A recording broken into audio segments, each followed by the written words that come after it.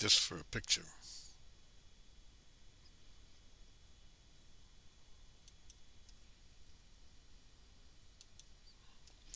Greetings. I'm Norman Snowden, retired civil engineer and developer of several Mykinda software programs. The subject video is one of the features of Mykinda Traverse. It provides mathematical tools that a property surveyor and property owner can use to define a tract. Other additional highway engineering functions are described in later videos. This video calculates the lengths and bearings of each side of a land tract and the area. The tract can be a polygon of up to 16 sides. If the survey does not close mathematically, the closure order of accuracy is shown. If the closure does not comply with the required control order, but is within 90% of the control order, the survey can be adjusted so that it does close. The program will assign a latitude and longitude to each point on the tract. Conversely, the program can calculate the tract directly from previously known latitudes and longitudes. Excuse me. Another function calculates the distance and azimuth direction between two known latitude and longitude points. For example, if a landowner knows the latitude and longitude of the property pins on his tract, he can use this feature to find the corners after the passing of time and vegetation overgrowth. This video describes just the tract calculations. My email address is duluth@msn.com. After viewing this video, if you have further interest in Mykinda Traverse, send me an email. Subject, Mykinda Traverse. Thanks, Norman.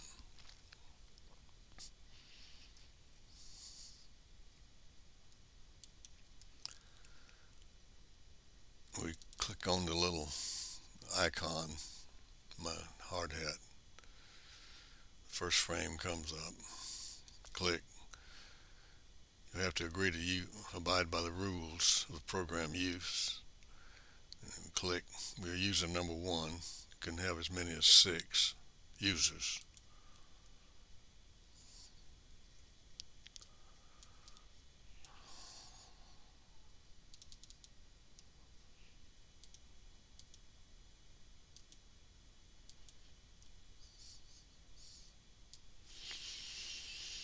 I'm going to expand this a little bit.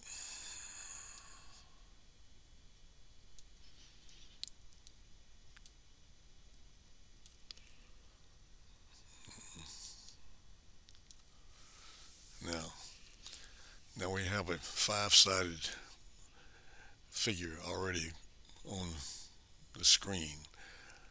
We'll take a plot picture of it. It has a 100-foot side due north from point 1 to point 2, 200 feet from point 2 to point 3, due east, and then due south 100 feet, and then southwest 115.47 feet at 60 degrees southwest, and then back from point 5 back to point 1.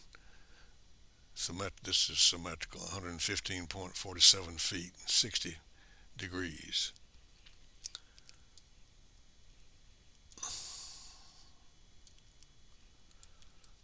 The area is shown here as it shows that it's 200 feet total east-west distance, total north-south distance 157.74 feet.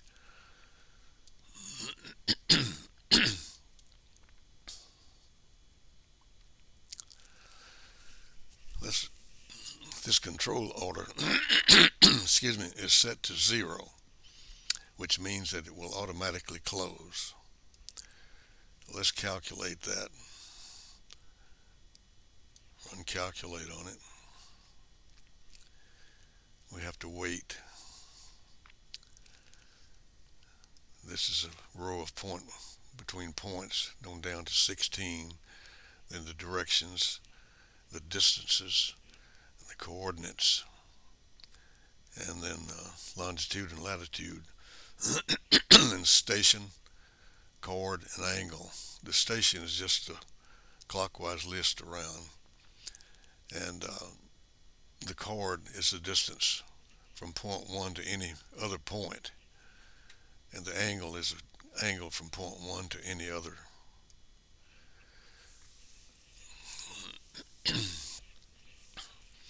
Let's do a little experimenting here. Let's assume that we'll make this control order extremely low, just say 100, and then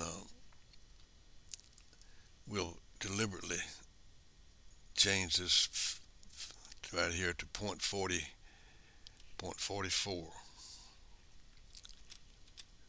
on the closure. In other words, it's not going to close.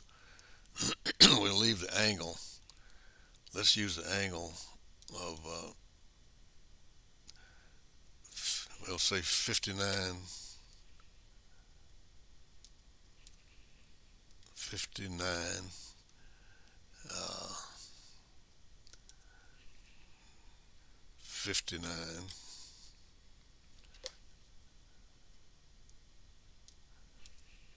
59, and the seconds, we'll say 30. Let's calculate this.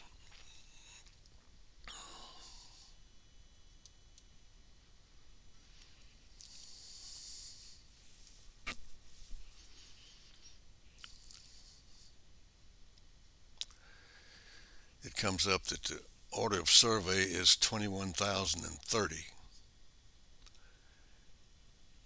That's a fairly good accuracy. Now let's go back and put a control order up here of we'll say 21,000,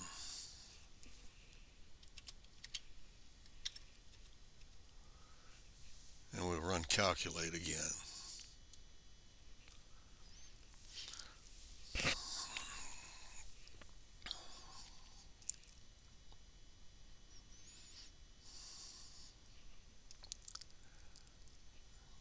It'll come up in a minute.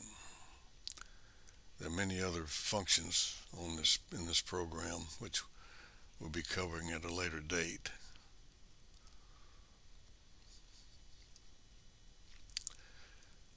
Now let's look. It shows an error, linear error, error of 3/100ths of a foot. It should have been 115.47 to close, but it actually has this linear error of 0.03001, and it has an angular discrepancy of closure of 0 degrees, 0 minutes, but in 30 seconds.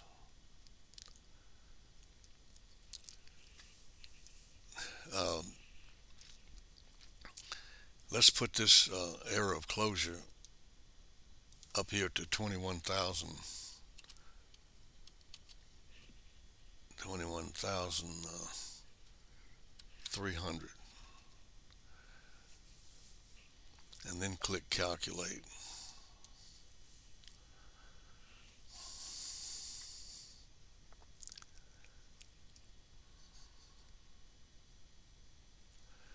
We have a message that says survey order meets or exceeds 90% of control order. Click yes to adjust the bearings. We'll say yes. We get another message that says survey order meets or exceeds 90% of. Click yes to adjust the length. So we'll say yes, we'll adjust that too.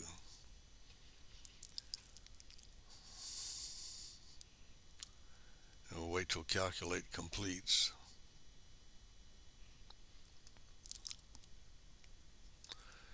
This angle of arrow down here was 30 seconds, and I repeated 0.3 feet. Now we want to adjust this traverse, so we click adjust, and we get a screen that comes up that shows it has changed these 199.99, 115.47, 115.46. It's adjusted these links, and it also adjusted the angles. There's 4 seconds. Instead of north 000, it's north 004 seconds east. And then 89, 59, 49. And the south 100 feet is 27 seconds changed. And then point 4 is 59 seconds. And point 5, 6 seconds. And it's now tie. It's closed. The tie is 0. It's mathematically closed. That would be acceptable if we were satisfied with that control number.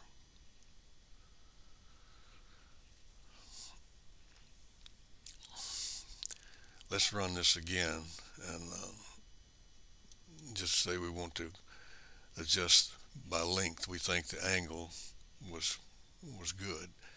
What happened when this from point 4 to we'll adjust? We don't want to adjust bearings, but we do. We want to adjust the lengths this time.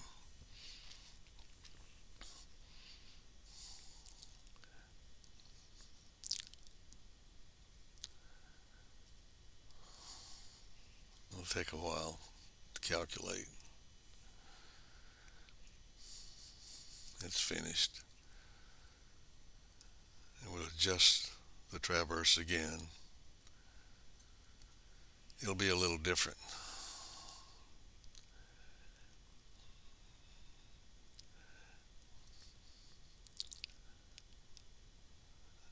Now we have to adjust the bearings, some of the bearings, to make it close. And this length is adjusted 200.02, and the rest of it is these angles, which have changed.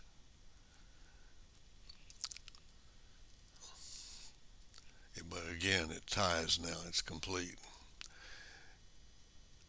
It's questionable when you start to adjust. You could have to make an assumption. You may think that the links were more closely correct than the bearings, and you can adjust bearings, or vice versa. If you think the bearings are more corrected, you can adjust the length. Now let's do away with the control order and put it back to 0. When you go back to 0, it closes automatically. Uh, let's try that.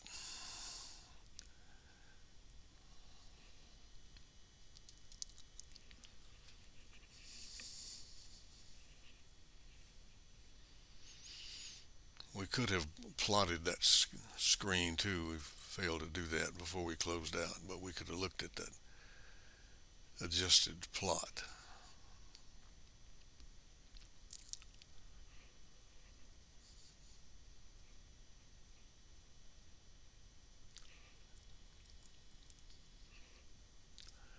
Now you see it's going back mathematically closed, back to 115.47, and the angles 60 degrees all even. Now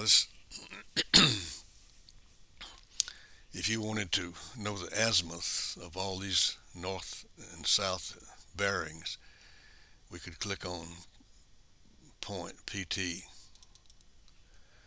message, click to transfer all north-south bearing column values to azimuth values. So we'll do that.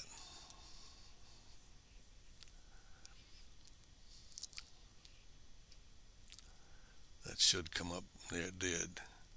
Now that's the clockwise azimuths. Let's run this again and include all these longitudinal points. So down here where it says message, if we put a click mark into that and run calculate,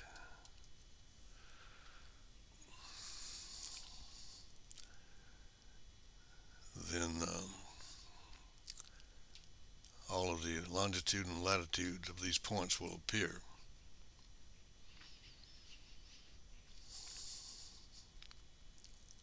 And it'll take a minute for it to calculate.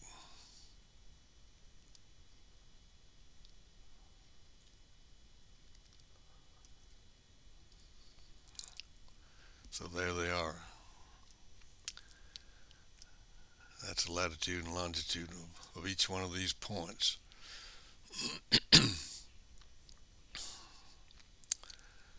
Let's run a check here. If we were to, where it says latitude, longitude info, if we put in the first latitude and longitude, which 50, 32, 50.304 here, and the first beginning longitude of 8850.550 here, and let's put in the latitude and longitude of this last point. The last point is 3250.29151. We put that in, and the longitude is 50.53043. And we click on miles distance.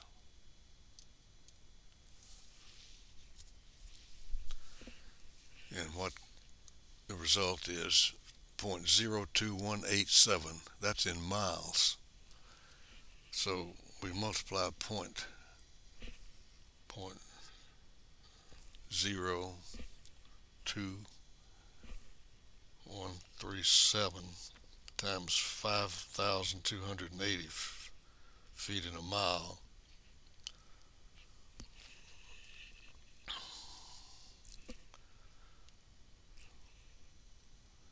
Let's run that again.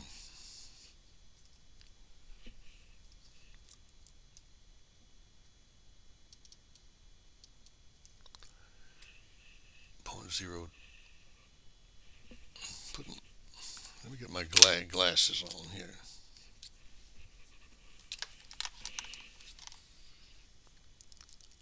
0.02187.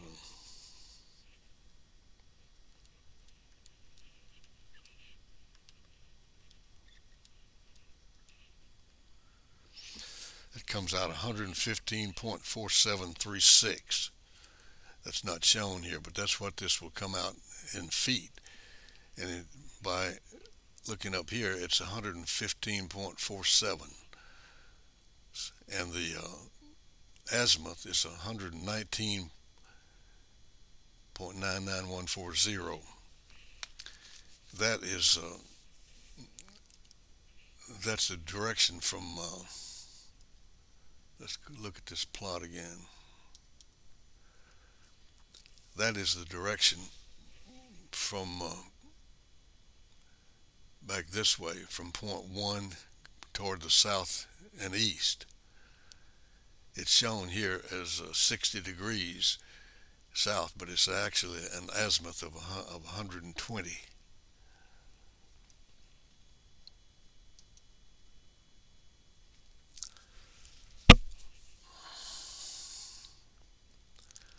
That's about all we want to show in this particular video. But there are many other things that we could go into here, but we won't do that tonight. We have vertical and horizontal highway curves that we can explore in a later video. Well, I appreciate your patience with my slow drone narration here, but that's just about the easiest way I can manage this thing. Thank you so much.